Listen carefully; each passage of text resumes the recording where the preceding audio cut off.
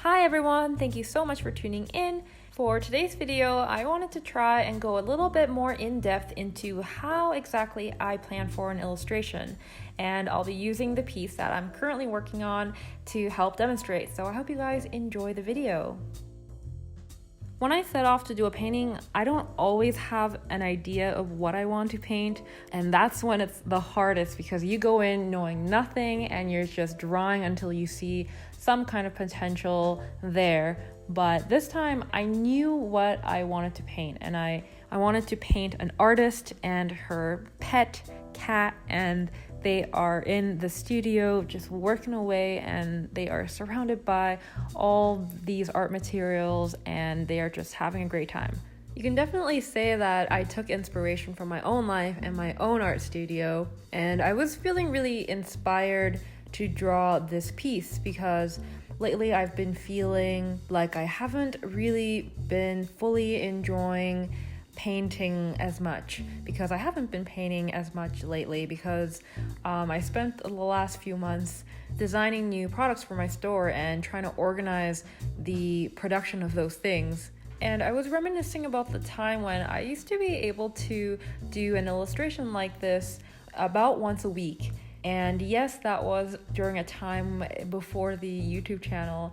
And now with having a YouTube channel, I kind of feel the need to make a YouTube video for every illustration, which really slows down the process and does kind of break the flow between the paintings that I do. And I guess this painting kind of came about because I really wanted to get back into that rhythm again, and I really wanted this painting to really exemplify that feeling that I feel when I'm in the zone and creating and having fun. And so when I was doing these thumbnail sketches, I had an idea of what I wanted in the picture, but I didn't know what it was going to look like in terms of the composition, the framing. I was trying a few different scenes out, and I first had her standing at her easel painting, and then I drew her painting with the canvas on the floor. And that idea appealed to me because it felt like she was not being delicate about it, but was more getting down to business with it. Like, she's really into this painting and she's really in the zone. And I also really like the isometric look to the perspective. I don't think I've ever done a painting with that kind of perspective before. So immediately I was drawn to this second thumbnail, and I decided to explore that one further, and I drew it a couple times and I liked it, but I wanted to make sure, so I drew other comps too, but I kept going back to that one. So that's when I knew that I wanted to go with this composition for the painting. This process can take a really long time if you are still searching for that one composition that kind of sparks potential and sparks passion in you to continue with it. I feel like I had actually done a few other compositions that I could see potential in them, and if I could like paint all of them, I would, but I had to go with one.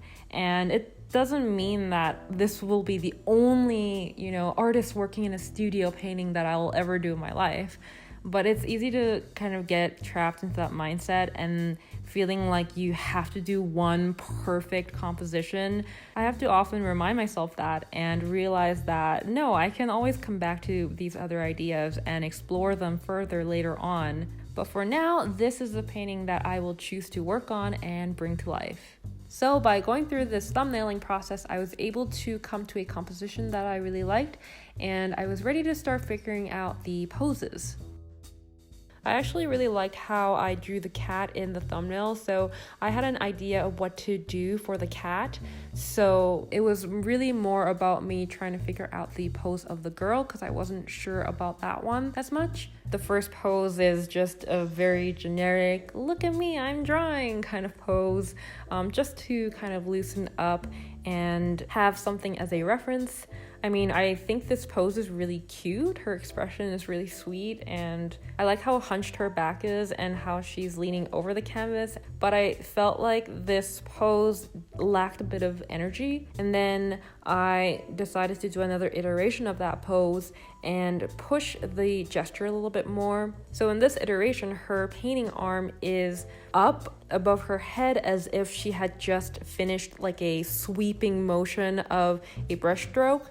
And this time, instead of being hunched, she is very straight and arched back, as if she is very proud of the mark that she's made. And she's got a little tongue sticking out in satisfaction.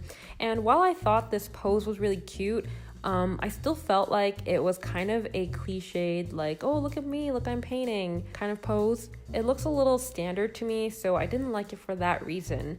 So I decided to draw another iteration. And this time she's got her nose to the canvas and her arms are stretched out over it. And I really like this one. I thought I drew it a little bit more stylized than I wanted to go with the painting. I don't know if you guys will notice like a subtle difference at all, but to me, this one is a little bit more stylized, a little bit more extreme / exaggerated, and I don't think I quite wanted to go in this direction for the painting. But so far, this was my favorite pose. I thought it was a little bit different, a little bit unique. So I decided to do another iteration of this pose, and this time reference the pose that I had drawn consistently in the thumbnail drawings, where she is lying down on her belly and her legs are just stretched out behind her. But to me, it didn't feel quite right. Maybe it's just the way I drew her face. She looks a little bit dead to me. So I drew another one of this pose, except this time I really referenced off of the thumbnail poses. But I think because I was referencing off of the thumbnail poses, and the thumbnail poses were very exaggerated and very cartoony, this one also came out rather just more exaggerated and even more cartoony than I would have liked, if that makes any sense. I'm sure to a lot of people looking at these drawings, they all look cartoony technically, but this one was a little bit more than I would have liked. But I keep persevering, I keep drawing more, just slightly different iterations. This one, I really don't like. I think I drew her head way too big, but I realized I really like the look of her hair, like the front of her bangs just hanging forward in front of her face. And I like that because as a girl with long hair, this is a problem that we face, having our hair fall in front of our face. So I really like that aspect of having her face very close to the canvas. Then that's something I can play with, the hair coming down in front of her face. Getting the right pose and design of the figure is really important because the audience's eyes will go to the figure first most of the time when they look at a picture. And so it kind of sets the stage for the style and the mood of the whole piece, judging by how the expression on that character's face reads. So it's really important to nail the right statement with it. So on to the next page now. Here we have another iteration of the last few poses. Similar idea with her face like right down onto the canvas itself. This time I exaggerated it even further and she's basically cradling the canvas on the side. But I did feel like this, even though I think it's a cool pose, it had gone a little bit too far of what I wanted for the painting. And I was feeling a little bit frustrated by this point, having drawn all these poses and not quite hitting the right note. So I just did something totally different and I drew a standing up pose. And this is not a pose that would go into the thumbnail that I had picked. But after drawing this one, I was like, you know what, this one is even more cliched. I mean, like, yeah, this could be really cute. I can see how this can be made to be not super cliched and it would be really cute and fun, but I don't want to give up. Chris Hong doesn't give up, so I went back and decided to draw a couple of more poses, and luckily the next 3 poses that I drew I could see as being real contenders. This is a very relatable pose, I felt, so I really liked that. And then I decided to draw the sitting down pose again, but this time try to really give it a lot of energy. So in this drawing, I really try to push that curve of her painting arm and contrast that curve by having the curve going the opposite direction of her back. So I feel like it gives it a really nice line of action throughout her body. There's also another opposing curve that is made by her index finger curving upward.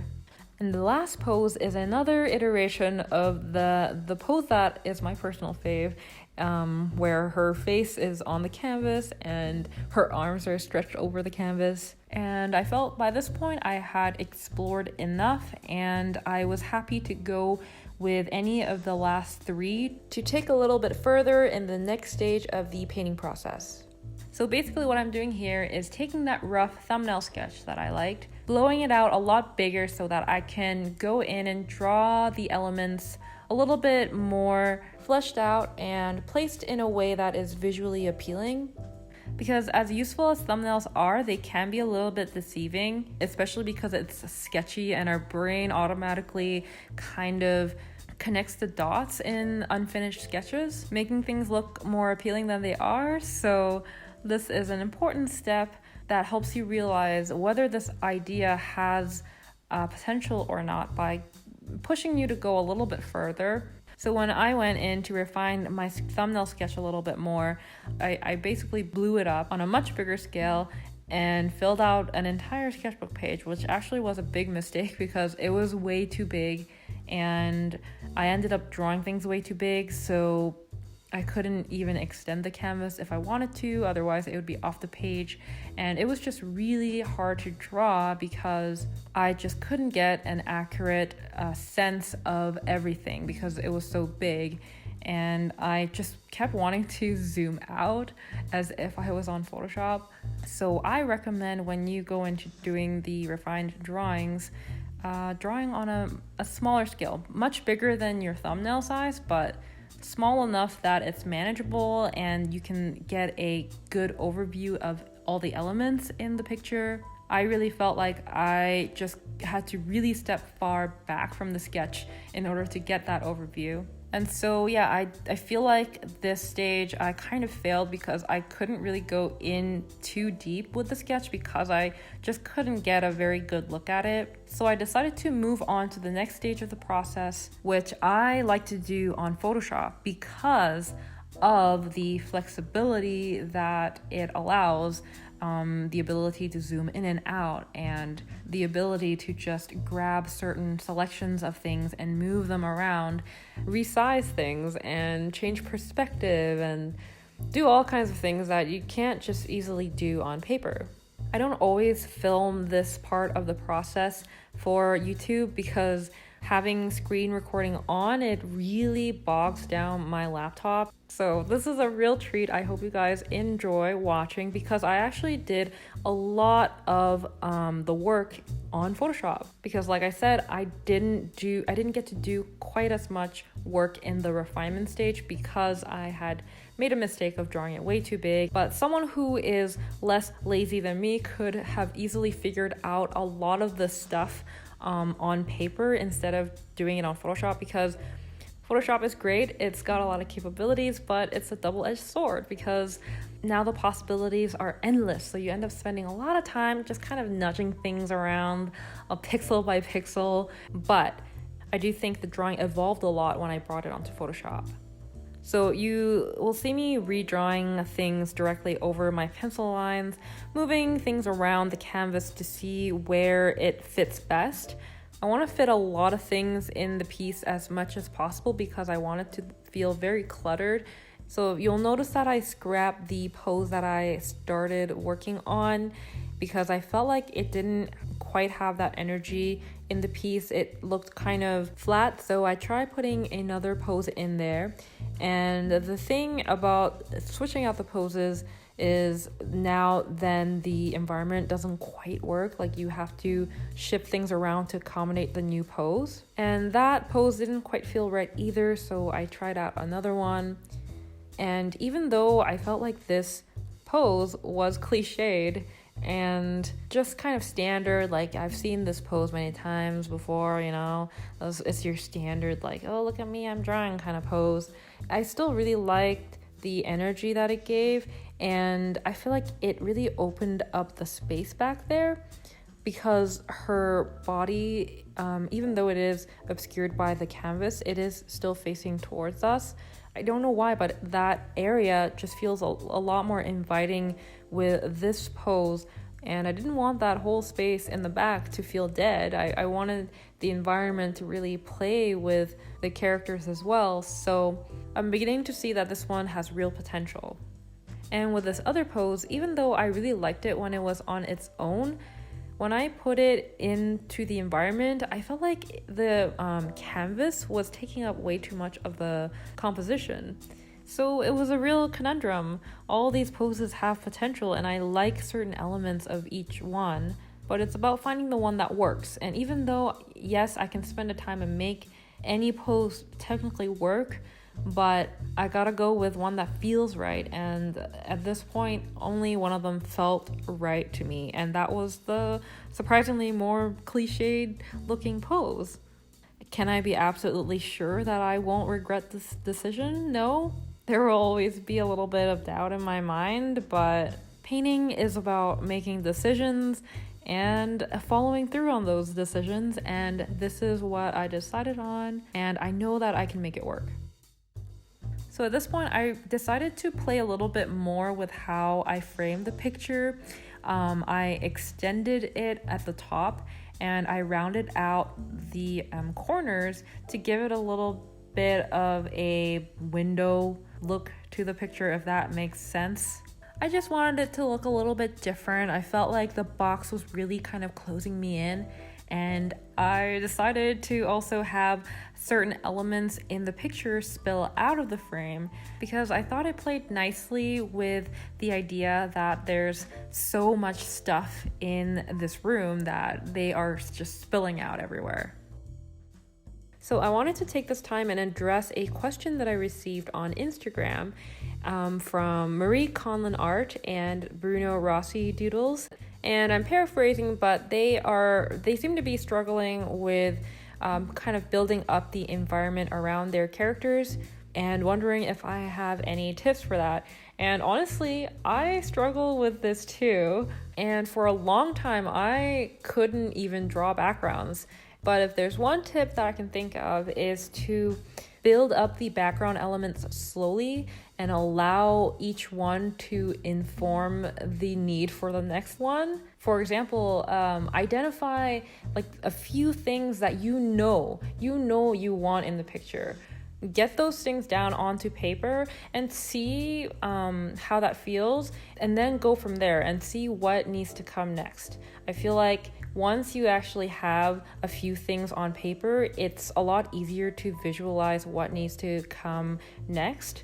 For example, in this picture, I didn't have a clear idea of everything that was going to be in the picture. I knew I wanted that iconic IKEA kitchen cart that every artist has, and if not, they should have. I knew I wanted that, and I knew I wanted a bookshelf, and I knew I wanted a lamp, I knew I wanted a plant, I knew I wanted a few things.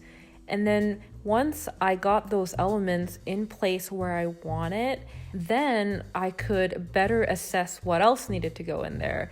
The two stretched canvas panels along the left side of the wall, that was something that I added later on. When I set about on this painting, I didn't know that was going to be there. And the adjustable desk lamp, I didn't know that was going to be in there. I didn't know I was going to be drawing that in, but I let the other elements in the picture inform me, and it felt like I wanted something else in there, in that space to help lead the eye through the composition. And so in your situation, if you don't have a clear idea of what you want the background elements to be, start with one very simple thing, one thing that you know for sure you want in the background, and then build up from there.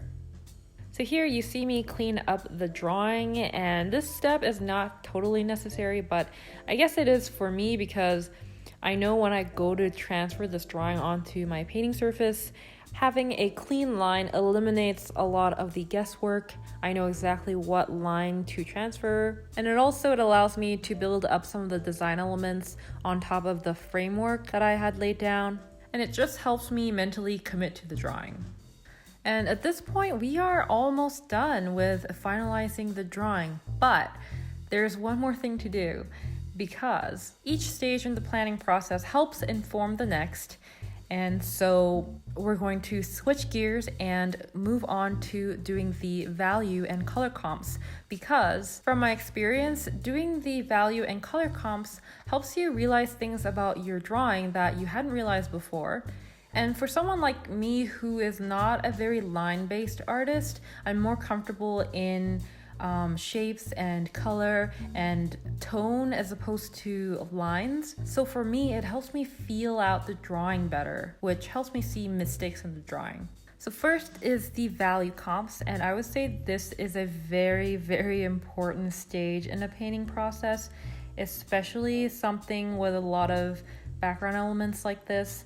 It's very easy to get overly complex with the values. Now, when I started out, I had no idea what I was going to do with the lighting. So I started out by doing kind of the more obvious things. For example, I have two very obvious light sources in the picture, the floor lamp and the desk lamp. So I decided to have the two lamps emitting light, and the desk lamp is the main light source illuminating the picture, and the floor lamp in the back is a secondary light, so it's not quite as strong. So in this scenario, I really liked how dramatic it looked. There was a lot of contrast between the darks and the lights. I admit that I'm not super confident in painting more nighttime scenarios where a lot of the colors are in a darker value range. So this one worried me a little bit, but I do like how high the contrast is, and I feel like that high contrast really dramatized the action of her painting arm. And for the second one, I decided to go the opposite route, and this time the lamps are not on. It's during the day, and there is a window off the frame shining light from the left onto the characters and onto the floor. And this one, being that it is a high key value comp, there are not as many darks in the painting, so it doesn't have as strong of a contrast as the last comp, but I think the light from the sun through the window could have been really pretty, and you could do a lot by playing with the bounce light. But ultimately, I felt like this comp didn't really play much with the background elements because I feel like all the focus would be on the floor, but I think I wanted the focus to be up at the top, because with the darker composition, I could see the picture frames kind of coming to life in the dark. Maybe they are paintings that I've done and they are being fed from the energy of me painting and they are coming to life. I don't know, but I could kind of see that. And I feel like the dolls are also coming to life in the dark. And I could really see that lamp, the floor lamp, casting a cool light onto them in a cool, like figurative, cool way. And having it be night, it gives me the opportunity to perhaps include firefly lights, which adds another magical element to the piece, which is not actually established in the drawing. I feel like the magical element is something that I have to establish with my lighting and my colors. So even though I'm a little bit uncomfortable doing a painting that has a lot of dark values, I feel like this lighting scenario presented me with more opportunities to add more layers of interest to the piece that are not actually present in the drawing itself. And just for good measure, I did a third value comp, which is basically like the first one, but worse. So at that point, I knew that that is probably what I wanted to go with. And now we move on to the color comps. So for these comps, I forgot to mention, I actually printed out the drawing that I did on Photoshop onto the Strathmore mixed media sketchbook paper. So for these color comps, I'm referencing off the first value comp that I did. But in terms of color, I had a really hard time trying to envision that in my head. I just had no idea what I wanted the colors to be like. I had a vague idea that I wanted it to be predominantly warm, I think. So that's how I started out the first comp, but in the end, it turned out a lot cooler than I thought it would be. And I ended up using some Ultramarine, which I rarely use Ultramarine, so it makes me a little bit nervous using that color because I don't know how to work it into my paintings as well as I do with Cerulean blue. It's funny because I feel like I can make colors work once I know what they are, but the hard thing is to pick the local colors of objects. And there are a lot of elements in this piece that I didn't know what the local color was supposed to be. Even though a lot of these objects are directly pulled from the things that I have in my studio, I was getting a little bit frustrated by the process at this point, so I actually didn't even film the second color comp. In the second comp, I decided to leave a lot of the cool colors out and go into a more reddish direction. And even though I feel like that's kind of what I saw in my head, I don't know, I don't think I executed it right and I didn't like it, and I actually preferred the look of the first one. I feel like having the reddish one next to it gave it a little bit of context and made it look better. So even though I'm not completely thrilled about how the first comp looks, I feel like there's potential there. I really like how the top area looks, at least. I think what I'll do is kind of divide the composition so that the top half is a little bit on the cooler side and the bottom half is on the warmer side, so it gives it that kind of contrast. So the colors you see in this comp may not be the ones I actually go with for the final painting, but I can use it to work off of. In fact, when I look at it, I feel like I want to push more of the pinks and the turquoise color. Ideally, it's best to have a rock solid color comp, but that is not always the case. Sometimes I start on paintings because I've done color comps that have informed me not what to do, but what not to do. And sometimes it's enough. It leaves a little bit of room for guessing, but sometimes that can be fun. Okay, it's not as fun as it is really nerve-wracking and anxiety-inducing, but I feel pretty ready to move on. I have faith that my skills will pull through and hopefully it won't be a hot mess at the end. So after having done these valuable value and color comps, I went back to the drawing because painting it made me realize certain things about the composition that I didn't quite love. For example, when I was painting this composition, I felt like the drawer that was sticking out of the desk was way too close to the mirror, and all the elements placed close together there, it just created a very uncomfortable space there for me. So I went in and fixed that, and I realized around her painting hand, the finger that is sticking up, the area around there was very cluttered and messy, and it didn't leave room for a clear silhouette of the finger. And as I was painting it, I just felt like just getting rid of all that stuff. So I did go back in and clean it up a bit. I moved up some of the books so that line wouldn't hit the finger, it would clear the finger. And some of the paint tubes in that box in that IKEA cart, I just got rid of because it was just creating a little bit too much of a visual complexity there, I guess. I really didn't want anything to compete with that finger. I really wanted to give it a clear silhouette. The last thing that I noticed is I felt like the dolls on the top of the shelf felt very crammed in the frame, and I wanted to give them a little bit more of a breathing room. So I extended the canvas so they have a little bit more space up there. So here's how the final drawing looks, and it is ready to be transferred for painting. So that concludes the planning part of my painting process. I really hope you guys enjoyed this more in-depth look at my process. It was a lot to cover, but I tried to hit on some notes that I thought you guys might find interesting, and I think I managed to get across what I wanted to say, so I'm really happy about that. What do you think of this piece so far? And what do you think of my planning process? Is it similar or is it different from your own? I would really love to hear your thoughts, and I hope you guys enjoyed watching today's video, and I hope to see you in part 2 of the painting process. Thanks so much for watching. I'll see you guys next time.